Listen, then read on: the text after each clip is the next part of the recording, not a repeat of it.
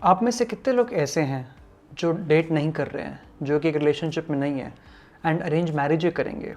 एक रीज़न ये हो सकता है कि आपके पेरेंट्स अगेंस्ट लव मैरिज के। वेल, अरेंज मैरिजेस भी काफ़ी सक्सेसफुल हो सकती है, बट कुछ कुछ चीज़ों का आपको ध्यान रखना पड़ता है। कुछ कुछ रेड फ्लैग्स होते हैं अरेंज मैरिजेस में जिसका ध्यान रखना बहुत ज़रूरी है, क्योंकि ये सारी चीज़ें पेरेंट्स नहीं सोचते हैं। पेरेंट्स लोग के टाइम पर अरेंज मैरिजेस काफ़ी अलग थे। उस टाइम कल्चर काफ़ी अलग था, उस टाइम मेंटल हेल्थ का अवेयरनेस नहीं था, उस टाइम डेटिंग कल्चर नहीं था, तो चीज़ें कम कॉम्प्लिकेट हुआ करती थी। बट अभी रिलेशनशिप की डेफिनेशन काफ़ी चेंज हो गई है, काफ़ी इवॉल्व हो गई है जनरेशन से, इसलिए थोड़े से कॉम्प्लिकेशंस भी बढ़ गए हैं। तो ये बहुत ज़रूरी है कि कुछ कुछ फैक्टर्स का आप ध्यान रखें। तो जब भी आप किससे मिलते हैं, आप डेट्स पर जाते हैं, आपको इन रेड फ्लैग्स का ध्यान रखना है, क्योंकि यही रेड फ्लैग्स रीजंस है काफ़ी सारे अरेंज मैरिजेस जब फेल होती है या फिर शादी करने के बाद लोगों को रियलाइज़ होता है कि काफ़ी बड़ी गलती हो गई है उनसे, या फिर लोग गलत पार्टनर चूज़ कर लेते हैं उन रेड फ्लैग्स के कारण। मेरे काफ़ी सारे क्लाइंट्स ऐसे हैं जिन्होंने शादी तो कर ली, बट अब वो शादी के बाद रियलाइज़ कर रहे हैं कि उनसे गलती हो गई, या फिर उन्हें ये रियलाइज़ हो रहा है कि उनके लिए जो ये पार्टनर है वो सही नहीं है, या फिर उनका माइंड सेट उस टाइम सही नहीं था। बट अब वो काफ़ी स्टक फील करते हैं, क्योंकि अब वो सोचते हैं कि इस शादी को कैसे तोड़ें, या फिर घर में कैसे बताएं, या फिर इस शादी को मेंटेन कैसे करें। इसलिए हम चाहते हैं कि ये सारी गलतियाँ आपसे नहीं हो, क्योंकि शादी बहुत एक सेक्रेट चीज़ है। हम चाहते हैं वो जब भी आप करें, जिससे भी करें, वो सही हो और काफ़ी हेल्दी वे में हो। तो आज मैं आपसे कुछ रेड फ्लैग्स शेयर करूंगा जिसका आपको ध्यान रखना है जब आप डेट्स पे जाते हैं, जब आप लोगों से मिलते हैं। आपको साइंस ढूंढने हैं एंड आपको केयरफुल रहना है पूरे प्रोसेस में। पहला रेड फ्लैग है फोर्सफुल या फिर आउट ऑफ प्रेशर शादी करना। ऐसे काफ़ी सारे बच्चे हैं जो अपने पेरेंट्स के प्रेशर में, जो सोसाइटी के प्रेशर में, या फिर अपने पेरेंट्स के डर से शादी करते हैं। वो रेडी नहीं होते हैं शादी के लिए, या फिर उनका माइंड सेट नहीं होता कि वो किसी पार्टनर के साथ बॉन्ड मेंटेन कर पाएंगे, उनको प्यार कर पाएंगे, उनका ध्यान रख पाएंगे। बट फिर भी वो आगे बढ़ते हैं एंड लोगों से मिलते हैं एंड शादी के लिए मान भी जाते हैं। क्यों? क्योंकि उनके अंदर डर रहता है कि अपने पेरेंट्स को मना नहीं कर पाएंगे, या फिर बहुत ज़्यादा प्रेशर रहता है कि वो बस प्रेशर में हाँ बोल देते हैं। ऐसे केस में जो सामने वाला होता है उसकी लाइफ काफ़ी डिस्टर्ब होती है, क्योंकि उन्हें लगता है कि सामने वाला श्योर है मुझसे शादी करने के लिए, बट बाद में रियलाइज़ होता है कि वो श्योर नहीं थे। तो आप कैसे फिगर आउट करेंगे कि सामने वाला प्रेशर में शादी कर रहे हैं कि खुद की इच्छा से कर रहे हैं? उनसे बात करके, कम्युनिकेट करके। ऑफ कोर्स वो आपको फर्स्ट डेट में नहीं बताएंगे, बट जब आपको कोई पसंद आता है एंड आप उनके साथ मल्टीपल डेट्स पे जा रहे हैं, तब आप उनसे पूछ सकते हैं ऑनेस्ट होके कि क्या आप शादी अपनी मर्जी से कर रहे हैं कि प्रेशर में कर रहे हैं। बहुत लोग प्रेशर में करते हैं, बट जब उन्हें सही पार्टनर मिल जाता है तब वो अग्री हो जाते हैं। बट कुछ लोग ऐसे होते हैं जो अग्री नहीं हो पाते हैं, जो कांस्टेंट प्रेशर में रहते हैं एंड मजबूरी में शादी करते हैं। तो कुछ डेट के बाद जब आप उनसे पूछेंगे इस बारे में, तो वो शायद आपको ऑनेस्ट होकर बता सकेंगे कि हाँ वो प्रेशर में है।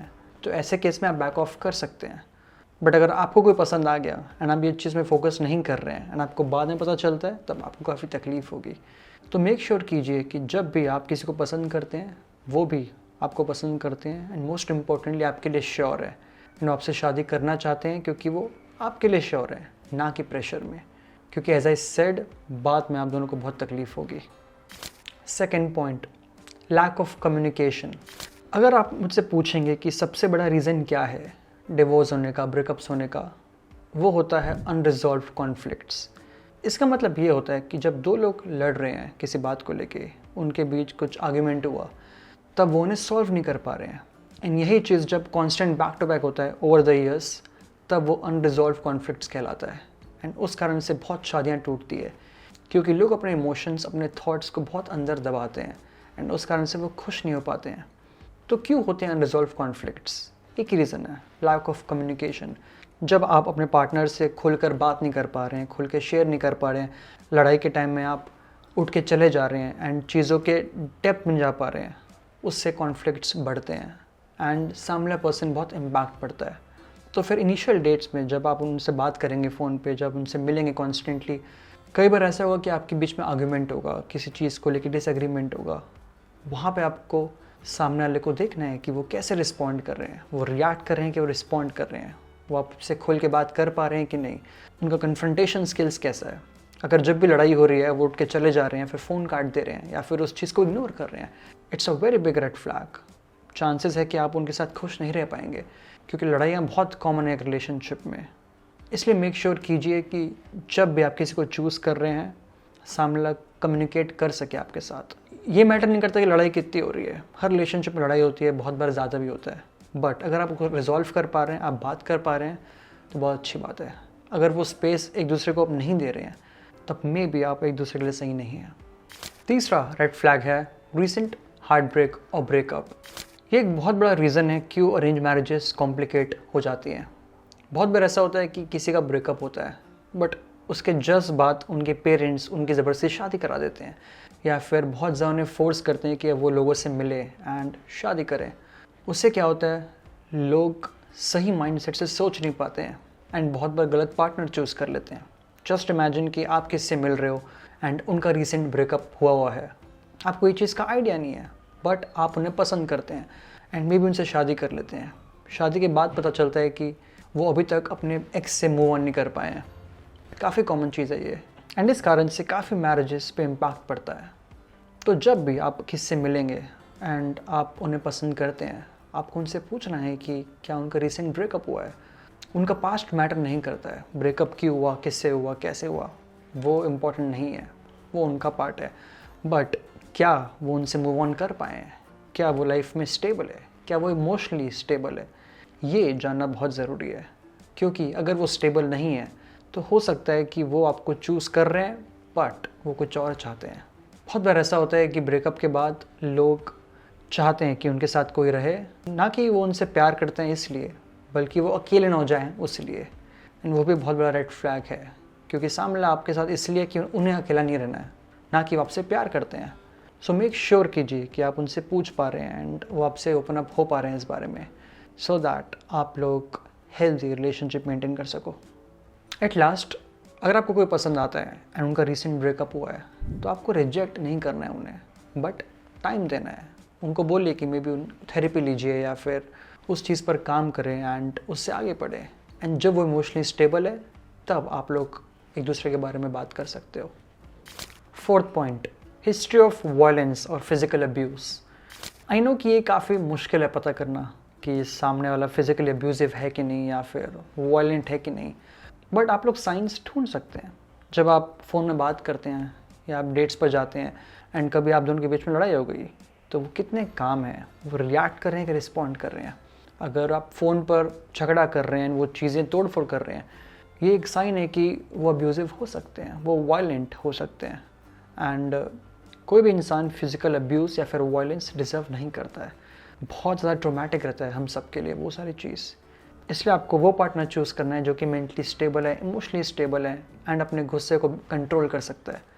एज आई सेड, इसका कोई 100% प्लान नहीं है कि आप वो कैसे पता कर सकते हैं, बट अगर आप थोड़ा ज़्यादा ध्यान देंगे उन पर एंड आप ये देखेंगे कि वो डिफरेंट सिचुएशन में कैसे बिहेव कर रहे हैं, या फिर वो ऊँचे आवाज़ से बात कर रहे हैं कि काफ़ी काम वॉइस से बात कर रहे हैं, उनका बिहेवियर कैसा है, इन ये सारी चीज़ों से आप थोड़ा पता लगा सकते हैं कि उनका नेचर कैसा होगा।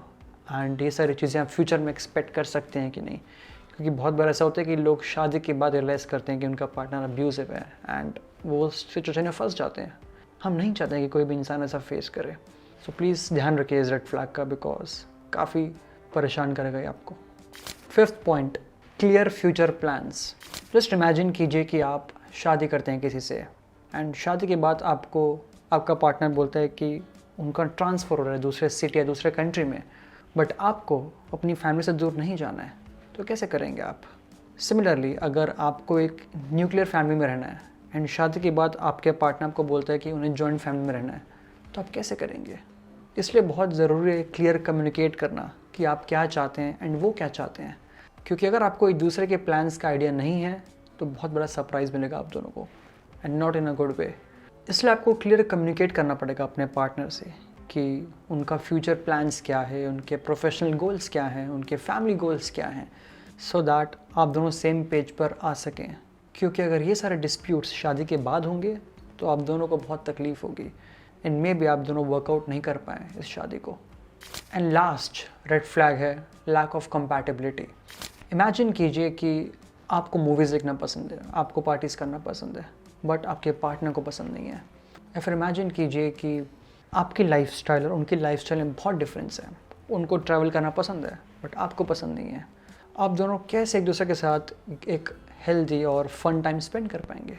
बिल्कुल नहीं कर पाएंगे, क्योंकि आप दोनों की लाइफस्टाइल काफ़ी अलग है, चॉइसेस काफ़ी अलग है। एंड ये बहुत इंपॉर्टेंट होता है एक रिलेशनशिप में।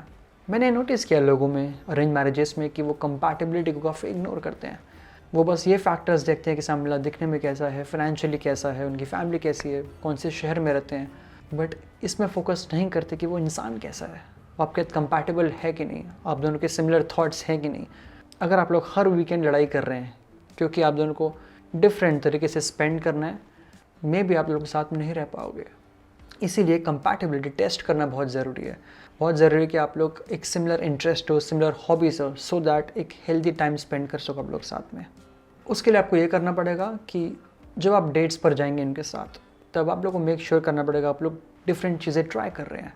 आप लोग सिर्फ कॉफ़ी डेट्स पर नहीं जा रहे हैं, आप लोग आसपास साथ में ट्रैवल कर रहे हैं या फिर ड्राइव पर जा रहे हैं, आप लोग साथ में मूवीज़ जा रहे हैं। वहाँ काफ़ी पता पड़ेगा आप लोग के थॉट्स मैच हो रहे हैं कि नहीं, आप लोग म्यूज़िक कौन सा सुनते हैं।